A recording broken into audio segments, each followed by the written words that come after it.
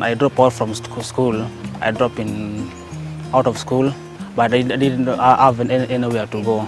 So I used to be there as a youth in the church. So that's the reason that after a few days, the priest in church take me to tell him that Joseph, I need to go and work in the briquette. So that's the way I entered into the Whitechapel project.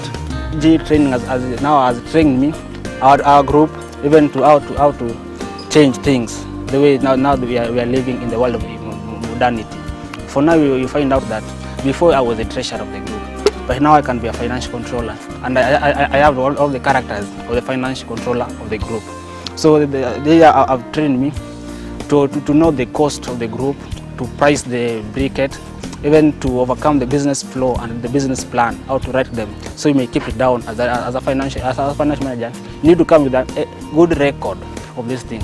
GE come, so I come to realize with GE I have changed.